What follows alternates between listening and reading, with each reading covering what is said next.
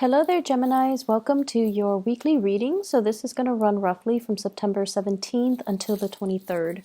So, in terms of your love relationships, I have two definitive storylines here.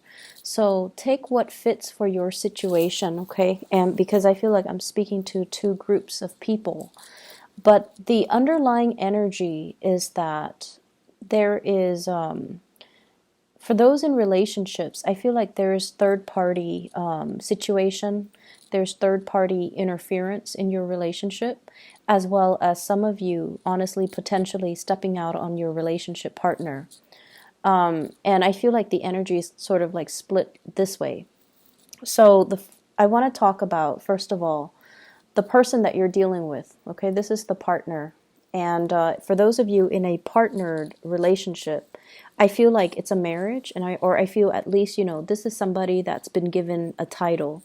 So we have here the Empress. And because it's somebody that has a definitive role, I feel like, this can be a wife, a husband, or even a girlfriend or a boyfriend, somebody with status, somebody that has been given a title. And the way that this person is, they're very maternal, they're very nurturing, very, very caring. And they do a lot in order to maintain the household. They also do a lot in order to maintain stability within a dwelling, within a family unit. They are also the bearer of traditions. And, they keep the customs alive. They keep the household running. They keep the kids nice and clean and well fed, and they put them to bed. And you're dealing with somebody that embodies the energy of love, nurturing, and abundance. On the negative side of this person, I feel like they can be a little bit controlling. They can be a little bit materialistic or a little bit frivolous, a little bit too much into the way that they look, the way that they are seen by the outsiders, or the way that they are seen by their family. But this is somebody who is very, very strong. They have, generally a very good sense of like a moral compass. And they operate from a space where they like to take care of people. They like to nurture. They can also have a lot of suitors because this deals with beauty. It deals with harmony, beauty, and just appearance. So they could have, a lot of people vying for them. They can be very beautiful personally, or at least in your eyes. And I feel as if, with this Empress energy, and it's right next to the High Priestess. The High Priestess, usually in the traditional Rider-Waite deck, it's like the hidden woman, okay? The mister or the mistress. The person that we are keeping on the side, or the person that is not in the public eye. So for many of you, I just see this opposition here between the Empress, the person that you're seen in the public eye with, and the High Priestess, the person that's kind of like operating and working behind the scenes. And I feel as well that, you're divided between two people. You might also have two people that are in your environment that you're juggling, or you're stepping out on a relationship. What's coming in at the beginning of the deck, the spread here, is the Seven of Swords. And the Seven of Swords is a situation where it's not entirely upfront and honest and seeing the light of day. It's like keeping things from, it's like holding back on communicating whole truths, okay? Hiding things, keeping things under wraps, keeping things hidden. So it's sort of like all these questions are coming at you, and you're kind of dodging or being evasive. Or at least, if this is not coming from your end, somebody is dodgy or being evasive when it comes to, trying to get to the bottom of things, trying to get answers, trying to get some type of clarity in a situation. And when it comes out as this, as a sword energy, I feel like a lot of it is coming from your end, where you're dodging people in the interrogation process, where you're being very evasive. You're being very careful about what you're revealing, and you're also being very careful about what you're holding back, and what you're choosing very wisely, actually, what you're choosing to tell people, what questions you're choosing to ask or answer, and what questions you're choosing to evade. So there's this evasiveness that's coming through, and I feel like in the relationship sector, it usually denotes, third parties. It usually denotes another person that's in the mix.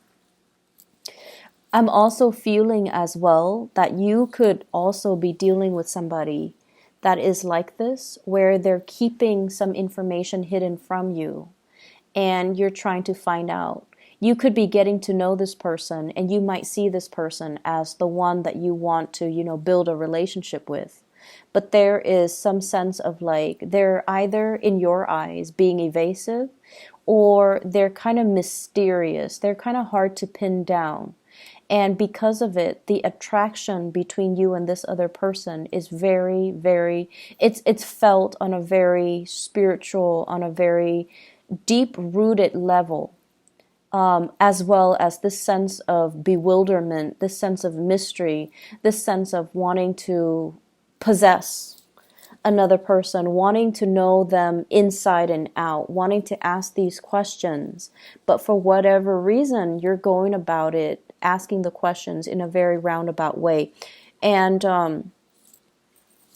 I feel like the energy flows both ways, okay? For others of you, you could be dealing here with a fire sign. We have here the Knight of Wands. This is somebody that hails from a foreign place, from a foreign land.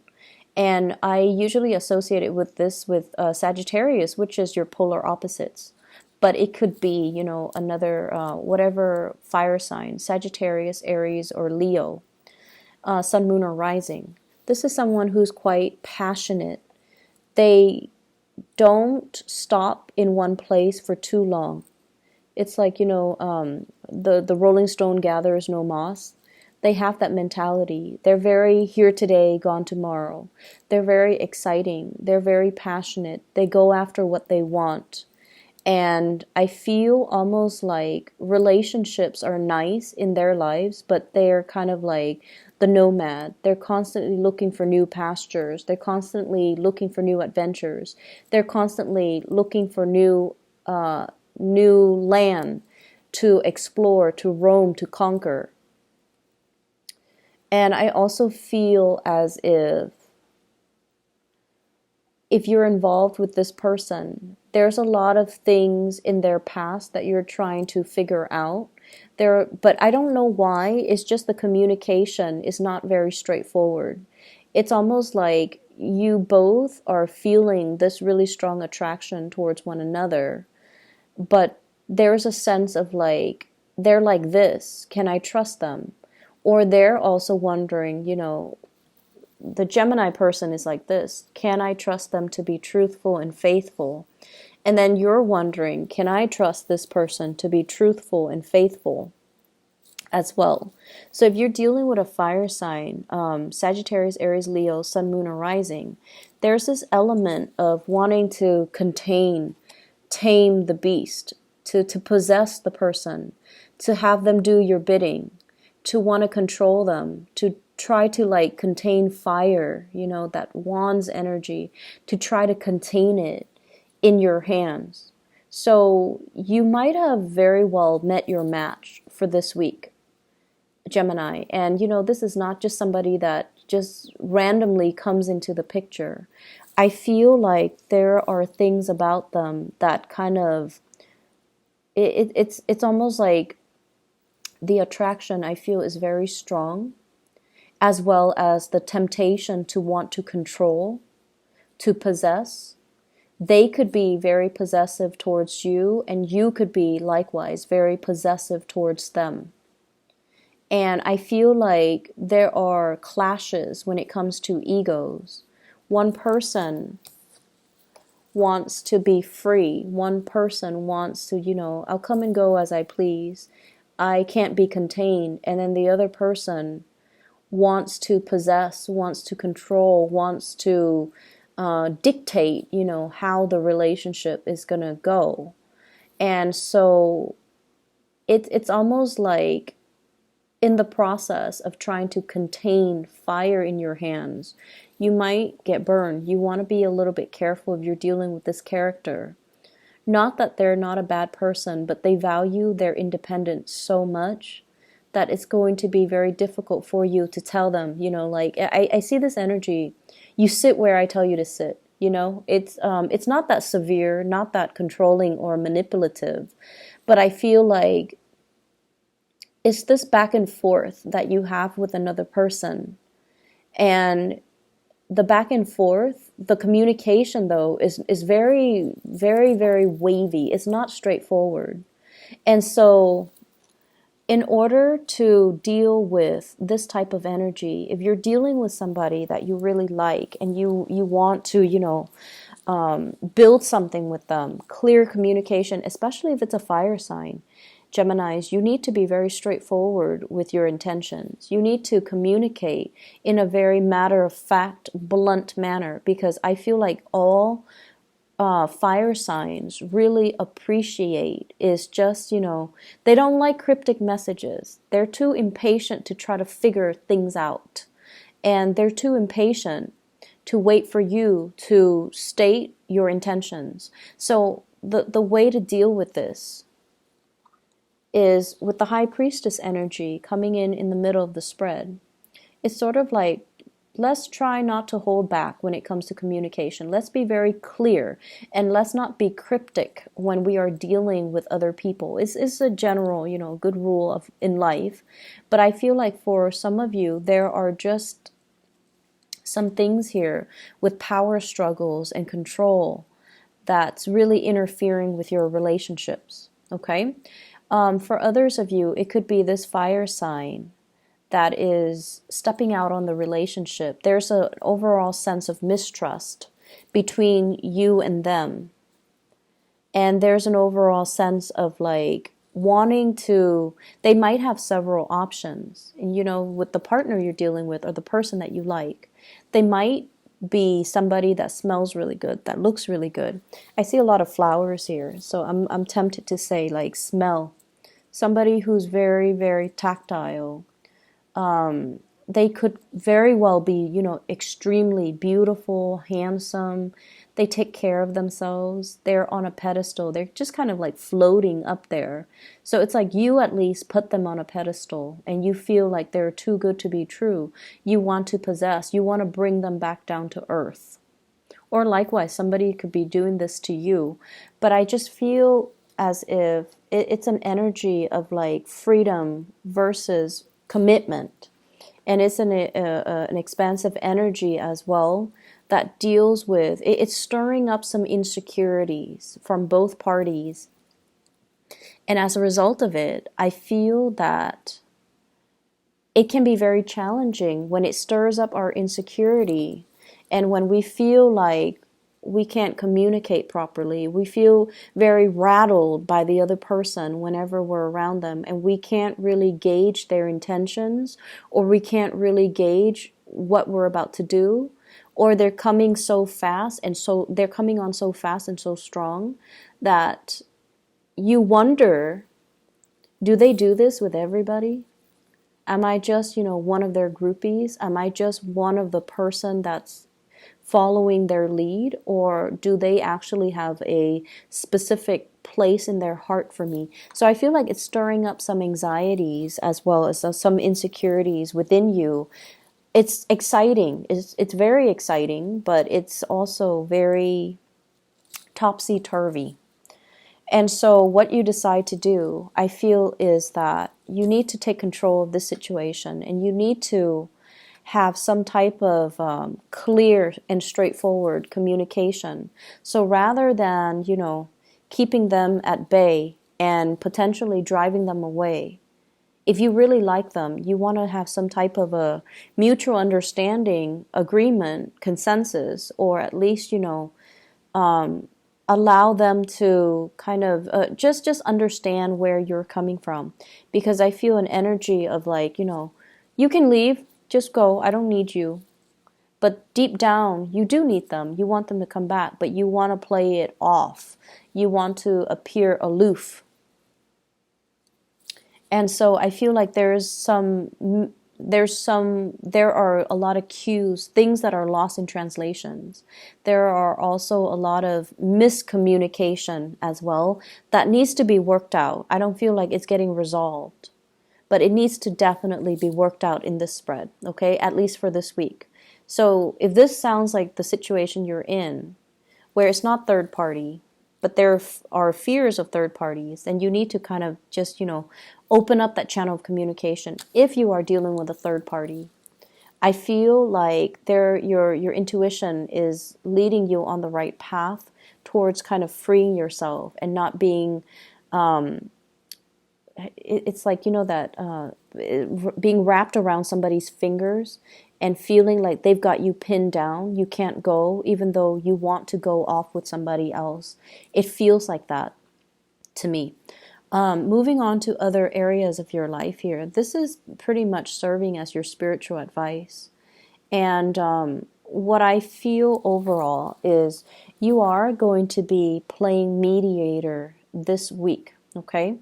And I see some issues when it comes overall here to dealing with people, giving advice to people, being kind of like the onlooker in a conflictual situation. So for many of you, you might be, you might work as a therapist. You might play therapist for family members. You might play therapist for friends. You might be as well playing therapists for coworkers who are not getting along, who are competing with one another, who are working at cross purposes with one another, who are not communicating very well. And so you're going to be kind of like the person that they all go to vent their emotions, to vent everything that they're feeling. So whatever, frustrations other people are dealing with, they're going to come to you and you're going to be kind of like that shoulder for them to cry on here with this Queen of Cups. And I also feel, this is family, this is friends coming in, as well as people in the workplace, not so much coworkers, maybe even people that you're managing, supervising, teaching. There's a big element here about training. Learning a new craft, learning a new skill. Everybody's on board, working in the same direction, building something of lasting value. And I feel like, it's a process where we want it a specific way, but then we understand that the skill set of the people that are tasked with completing this process, they might not be capable, they might not be competent. So we kind of have to lower our expectations and kind of like go to their level to teach them where they're at. So I see you as being sought after for advice, for your opinion, for your skills and expertise. And I also see you giving logical, tangible advice on the practical front, but also giving, emotional advice as well in other areas. There could also be conflict between you and a water sign, okay? So Pisces, Cancer, Scorpio, Sun, Moon, or Rising, regarding, this is a card about competition here. So it could be, you could be competing with each other. If it's somebody who's also in very high demand, they might do things differently than you because, you're an air sign, they're a water sign. They're not going to move as fast as you'd hope. So if you're waiting on them, there's going to be that element of frustration. The career front is looking really, really good here with the sun. The sun indicates to me, the spotlight. It's sort of like the areas where you shine or the areas where you're very, very visible. Everybody sees everything that you're doing. But it's next to the Three of Pentacles, which denotes that people are soliciting you. They're trying to find you. They're coming to you in droves to try to get your expertise, get your ideas, get your opinions. So I feel like you're giving off advice and then the other person stalls and they're trying to, work one step at a time. So when I mention like the people in your midst, they're tasked with doing something, but their skill level or their expertise or their capabilities are not on par with what you had planned for them. So you have to lower your expectations a little bit. This is sort of like somebody who doesn't really know how to do things repetitively. So it could be, they're trying to remember the process. So they do like 5 things and then they stop and ask for further clarification or further advice before they can move on to the next thing. It's not like the Eight of Pentacles where, they've done it over and over and over and over again and now they're an expert at it. It's just they're going to stall. They're going to take a little bit more time. They're going to need a little bit more guidance before they proceed to the next step. So in opposition, so it's not like this where they're kind of working without direction. They know exactly what to do. They know how to do this because they've encountered it before.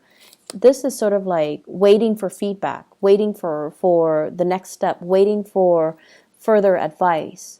So I feel like it's a stop-go in the work front, but people are stopping and going, whereas you're the one overseeing the work, overseeing the end result, and you're giving snippets of advice along the way. I feel like the work front, the professional front, it's working out really, really well. It's just as well, I feel, with this love situation, if it's a third party interfering, it could heavily be as well, like, I'm hearing like unwanted attention, a lot of unwanted attention that can lead to misunderstanding as well. So it could be where there's like an active third party interfering in your relationship and it's creating jealousy. Even though you're not partaking in that, it can also create jealousy. It can create misunderstanding when you're trying to nurture and foster a relationship with somebody else. Okay? So I hope the reading has been helpful for you guys. Best of luck for this week, okay? Take care.